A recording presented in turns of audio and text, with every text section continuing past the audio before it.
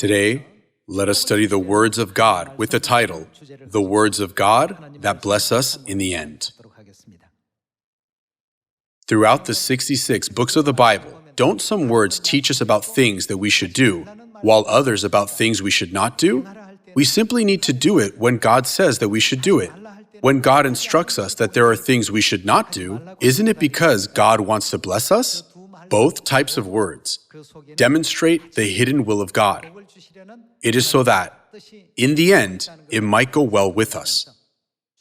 Through the Bible, let us confirm the fact that God came to this earth at His first coming and at His second coming to bless us. Let us turn to Deuteronomy chapter 8. Chapter 8, verse 1 says, "Be careful to follow every command I am giving you today, so that you may live and increase and may enter and possess the land that the Lord promised on oath to your forefathers. Remember how the Lord your God led you all the way in the desert these 40 years.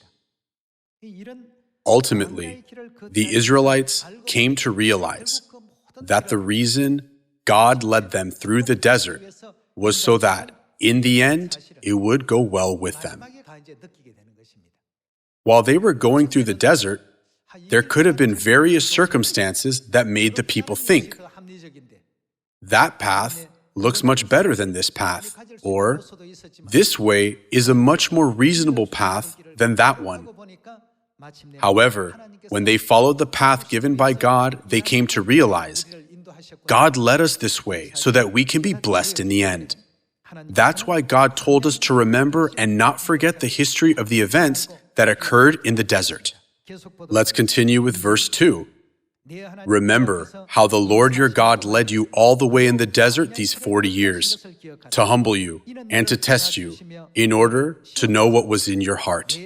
Here, what does the phrase, "to know what was in your heart," mean? Until now, have you followed God with the faith, saying to yourself, no matter the path I am given, I know that you are leading me to be blessed, so I will continue to follow you? Or have you been stubborn and said to yourself, no matter what you tell me, I will insist on going a different way according to my own thoughts? Those who followed their stubbornness eventually came to disobey while walking in the desert. As a result of their disobedience, they could not receive blessings from God, and their lives came to an end. Such a tragic history is illustrated throughout the 40-year journey in the desert. That's why God said in verse 2 that He tested you in order to know what was in your heart, whether or not you would keep His commands. Verse 3. He humbled you. Sometimes He humbles us, and other times, causing you to hunger and then feeding you with manna, which neither you nor your fathers had known, to teach you that man does not live on bread alone, but on every word that comes from the mouth of the Lord. Verse 4.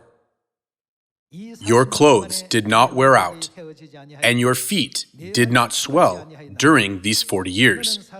Know then in your heart that as a man disciplines his son, so the Lord your God disciplines you. Observe the commands of the Lord your God, walking in His ways and revering Him. It is not God's will to make us, His children, suffer or go through hardships without any reason. Through this whole process, it is God who is leading us to His blessings in the end. If we have faith in God, let us not forget that even the smallest thing, or the most trivial thing God asks us to follow, is a path which He has prepared in order to bless us.